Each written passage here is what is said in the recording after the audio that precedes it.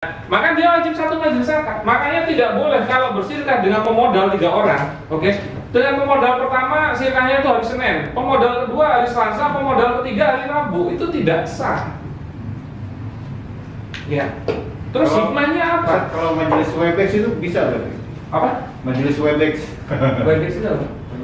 Pertemuan online. Oh, boleh. Boleh. Zoom. Boleh. Jadi yang penting dia satu waktu yang bersamaan dan atau tempat yang bersamaan. Makanya dia harus memenuhi 4 hal ini, itu syarat. Dan itu sebenarnya cara ijab kabul secara umum. Maka dia wajib satu majelis. Misalnya cuma teleponan itu boleh.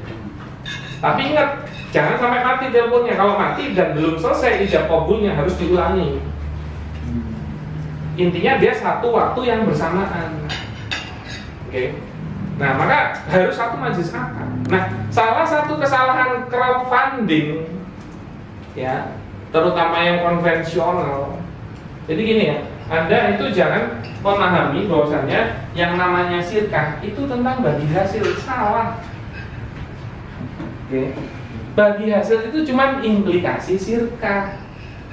Tapi yang namanya sirkah bukan bagi hasil gitu loh. Itu cuma implikasinya. Kalau sirkahnya yang the whole idea tadi dari pengertian syar'i itu.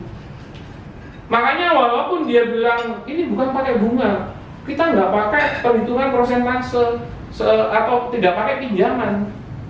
Kita sirkah, kita bagi hasil. Itu harus dilihat benar nggak faktanya dia melakukan sirkah yang benar. Karena banyak crowdfunding itu memang tajuknya bagi hasil.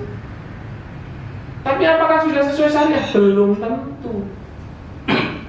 Bahkan banyak crowdfunding dengan menamakan syirkah. Oke.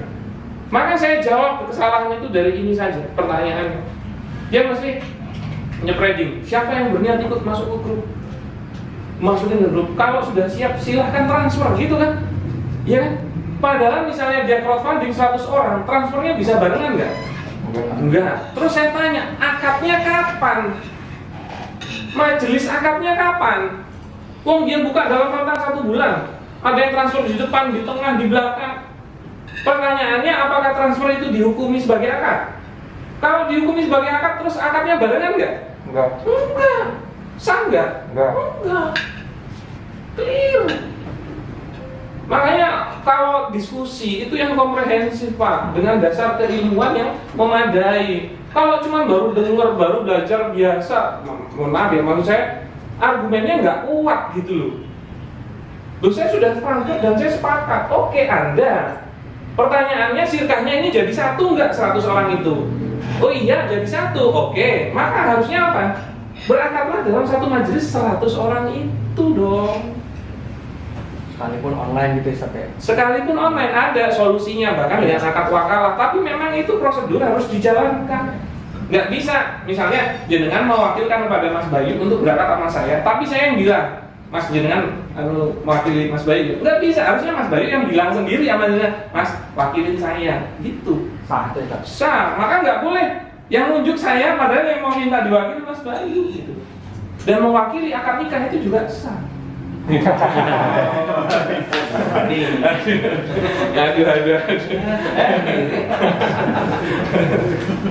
Hampir aja tadi nggak masuk mulut ya. Udah dengar nikah itu langsung Cari wakil. Ada solusi. Kalau itu nggak perlu wakil ngatat. Turun sendiri sebenarnya. Turun sendiri ya. Iyalah, nggak niat berarti ya. Mewakili akad itu boleh, tapi mewakili pelakunya tidak boleh.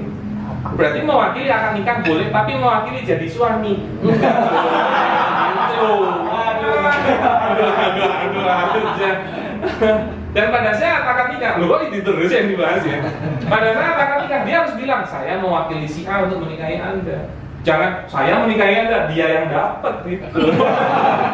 Maka satu majelis akad itu harus, karena apa? Dia syarat rukun. Seperti wudhu tadi. Wudhu bagian dari rukun enggak? Bukan. Tapi wudhu itu syarat. Maka sholat nggak pakai wudhu itu tidak sah. Tapi dalam kegiatan bersolatnya nggak ada kegiatan wudhu gitu loh. Wudhunya sebelum beramal, sebelum sholat. maka rukun dan syarat itu harus terpenuhi. Kan gitu kan. Nah, syaratnya ijab qabul wajib satu majelis akad. Ini hukum syariat, makanya nggak bisa ditawar gitu loh. Dan ini pattern yang harus dilalui. Maka kalau tidak dilalui dia tidak sah. Makanya dia wajib satu majelis akad. Nah, kemudian syarat berikutnya tidak ada pemisah atau fasil antara ucapan ijab dan qabul. Oke. Maka sebenarnya ya, saya di sini, Mas Bayu di situ atau sama Mas Riki ya. Ini ketutup nih misalnya. Maka ada fasil ini. Itu pun walaupun kami saling dengar, saya itu tidak sah. Karena sudah berbeda ruang. Walaupun kaca. Iya. Gitu. Ya, maka Pak tidak boleh ada pemisah. Gitu loh. Beda ruangan sedikit, walaupun ini satu koridor, beda ruangan sedikit, itu sudah tidak bisa dihukumi satu majelis akad. Nah, kemudian semua pihak dapat mendengar ucapannya masing-masing sama, bisa didengar. Makanya kalau majelisnya telepon ternyata kesel nggak jelas, ulangi lagi. Agar tidak ada kesalahpahaman. Kemarin saya dengarnya 40 kok sekarang jadi 50 ya? Gara-gara kresek-kresek tadi. Gitu. Ya. Itu yang plastik kresek. Ya. Nah, itu syarat. Oke, maka terciptalah yang namanya sebuah pattern dari skema rukun syirkah, ya. Berarti apa? Ada pelaku akad, yaitu pengelola dan pemodal, ya. Kemudian ada objek, yaitu amal atau pengelolaan atau jasanya si pengelola, dan juga pemodal itu ngasih modal. Oke. Kemudian dia berijab qabul, maka patternnya itu seperti ini. Patternnya 3. Oke. Tapi dari pattern ini kita bisa melihat dia sah atau tidak. Pertama, pelaku akadnya adalah adanya pengelola, mudhari. Ketemunya siapa? Sohibul mal, yaitu pemodal. Oke. Pengelola ngasih apa sih? Amalnya, yaitu sebagai amal pengelolaan. Iya kan? Sedangkan pemodal itu ngasih modal. Oke. Kemudian mereka berijab qabul. Ingat, kalau dia sah ini, oke, maka baru sah memanfaatkan ininya dan memanfaatkan ininya. Kenapa? Karena memanfaatkan ini dan ini itu perkara turunan.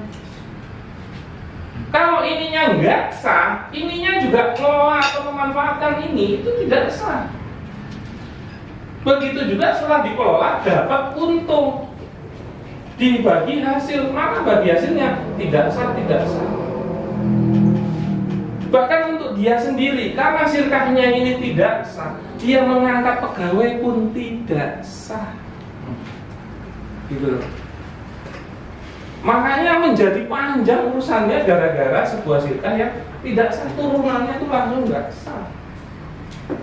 Dan semua harta yang hasil pelanggaran syariat atau tidak sah itu memang tetap dihitungnya harta yang haram gitu loh. Padahal kita mau bisnis yang benar, misalnya bisnis spray ya. Hanya spray itu hukum asalnya mubah kan. Ya, kecuali pakai zat-zat yang haram, misalnya pakai bulu babi ya, itu jadi, tapi hukum asalnya kan mubah spray. Kita bukan dalam rangka mau jualan homer. Iya kan? Bukan mau buat peternakan babi, tapi gara-gara muamalahnya salah, hasilnya juga salah gitu. Ya.